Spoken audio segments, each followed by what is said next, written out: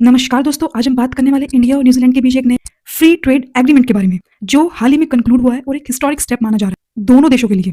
अगर हम बात करें कि फ्री ट्रेड एग्रीमेंट होता क्या है, तो फ्री ट्रेड एग्रीमेंट एक ऐसा पैक्ट होता है जिसमें दो कंट्रीज अपने बीच इंपोर्ट एक्सपोर्ट टैक्सेस को कम या जीरो तक कर देती है, जिससे प्रोडक्ट्स और सर्विसेज आसानी से एक देश से दूसरे देश में जा सके। ये उन दोनों देशों की इकोनॉमी, जॉब, सर्विसेज और इन्वेस्टमेंट के लिए फायदेमंद होती है।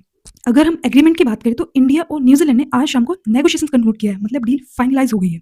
साइनिंग 2026 के अर्ली मंथ्स में एक्सपेक्ट की जा रही है। फॉर्मल साइनिंग के बाद ये ऑफिशियली इन्फोर्स होगा। If you talk about major highlights of the agreement, India के एक्सपोर्ट्स न्यूजीलैंड में जीरो ड्यूटी और जीरो टैरिफ एक्सेस लेगा, मतलब इंडिया के प्रोडक्ट्स पर टैक्स नहीं लगेगा जब न्यूजीलैंड में बेचे जाएंगे। दूसरी साइड देखें तो न्यूजीलैंड एक्सपोर्ट्स टू इंडिया पर 95% टैरिफ रिड्यूस और एलिमिनेट किया जाएगा, जिसमें से 57% की ड्यूटी डे 1 से ही जीरो होगी। वेल, दोनों देश चाहते हैं कि अगले 5 सालों में बायलैटरल ट्रेड डबल हो जाए और इस एग्रीमेंट का बिग टारगेट यही है। करंट ट्रेड अभी तक मॉडेस्ट है, लेकिन अब अपॉर्चुनिटी बढ़ जाएगी। वेल, न्यूजीलैंड ने कमिट किया है कि वो इंडिया में अगले 15 सालों में $20 बिलियन इन्वेस्ट करेगा।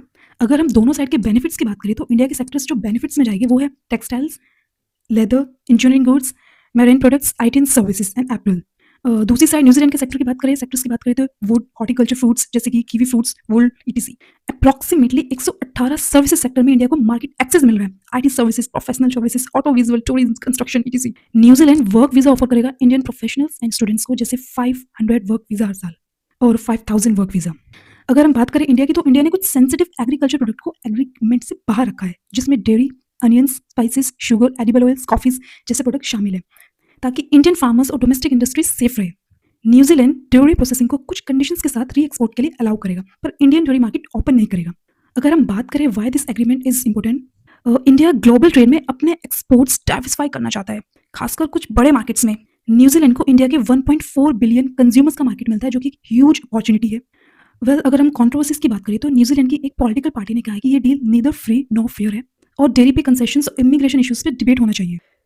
तो दोस्तों, India New Zealand free trade agreement सिर्फ एक ट्रेड पैक्ट नहीं है, एक गेम चेंजर अपॉर्चुनिटी भी है, जिससे दोनों देशों के बिजनेसमैन, वर्कर्स, स्टूडेंट्स और इन्वेस्टर को फायदा मिलना है और काफी उम्मीदें है।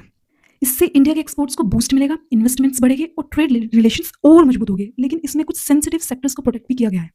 Well, to know further updates, stay tuned, stay connected.